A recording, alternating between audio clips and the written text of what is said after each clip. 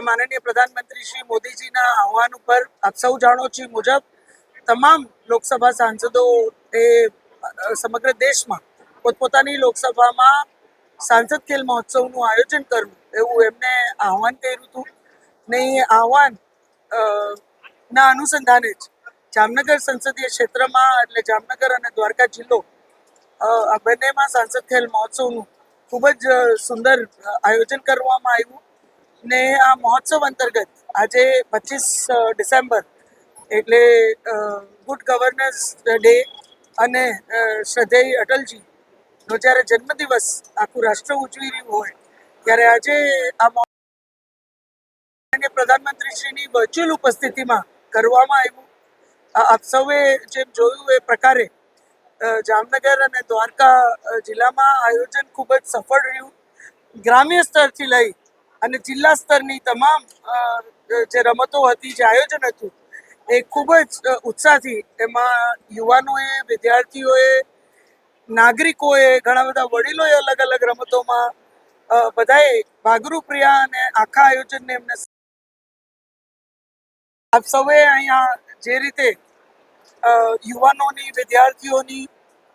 વડીલોની, આગેવાનોની બધાની જે ઉપસ્થિતિ હતી એના માધ્યમથી આખા સંસદીય ક્ષેત્રમાં આ સમગ્ર કાર્યક્રમનો ઉત્સાહ આપણા નાગરિકોમાં કેટલો હતો એની પણ પ્રતીતિ તમને બધાને અહીંયા થઈ હશે.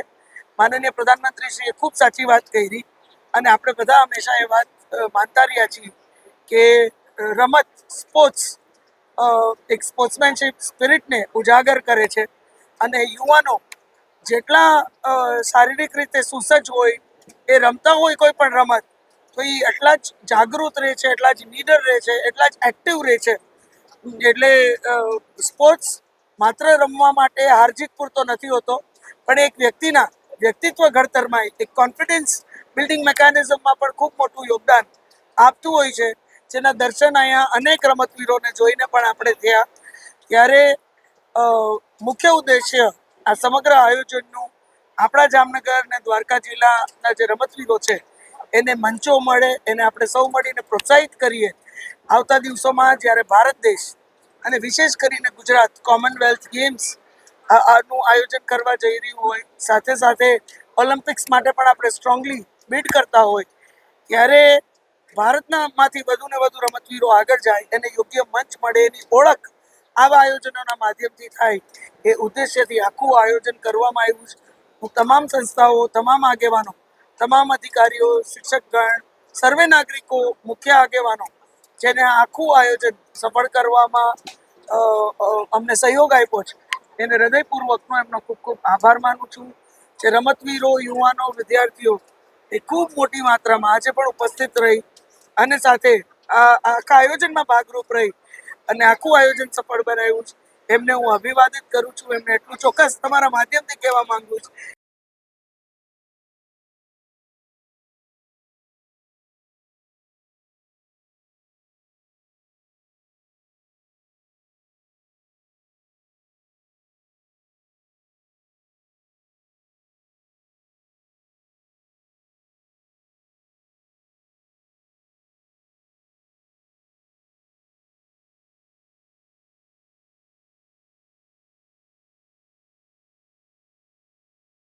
રાત દિવસ જોયા વગર વહેલી સવારથી લઈ અને સાંજ સુધી બધી જ રમતોમાં જે રીતે લોકો ભાગરૂપ રહ્યા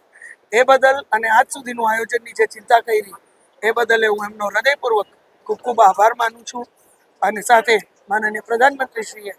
જે રીતે આપણા સમગ્ર ક્ષેત્રના રમતવીરોને પ્રોત્સાહિત કર્યા એ બદલ માનનીય પ્રધાનમંત્રીશ્રીની વર્ચ્યુઅલ ઉપસ્થિતિ બદલે એમનો હૃદયપૂર્વક આભાર કરું છું. આમાં લગભગ બે લાખથી વધુ ખેલાડીઓ ક્રિકેટની ટીમ મળી અને એમાં આમાં ભાગરૂપ છે. હજી ક્રિકેટની જે ટુર્નામેન્ટ છે સાંસદ ખેલ મહોત્સવ અનુસંધાને, એ ટુર્નામેન્ટ તો હજી ફેબ્રુઆરી સુધી ચાલશે, કારણ કે ટીમ્સ જ એટલી છે. આજે જે સમાપન થયું છે બીજી બધી રમતોનું થઈ ગયું છે,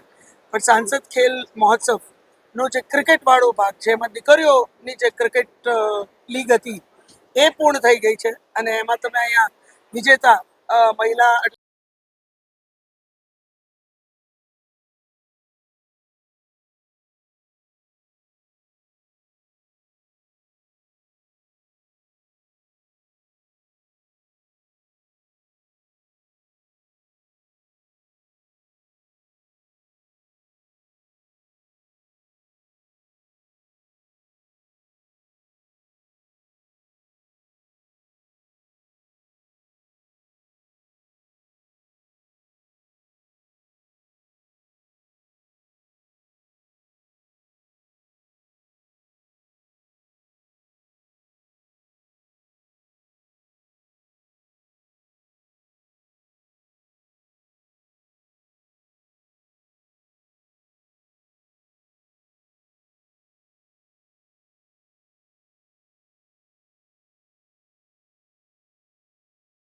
ક્રિકેટની સાથે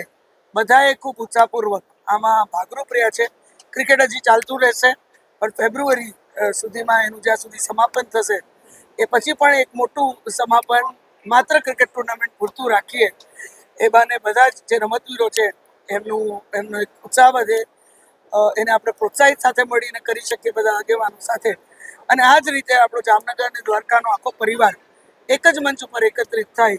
એવી એક મારી લાગણી છે. તો એ આયોજન પણ એ પ્રમાણે કરશું. આજે એક વિશેષ વાત તમને બધાને ચોક્કસ મારે કરવી છે કે આપણે ધાર્યું હતું એનાથી મોટી સંખ્યામાં અહીંયા યુવાનો, સ્ટુડન્ટ્સ, નાગરિકો બધા ઉપસ્થિત રહ્યા. પણ જે રીતે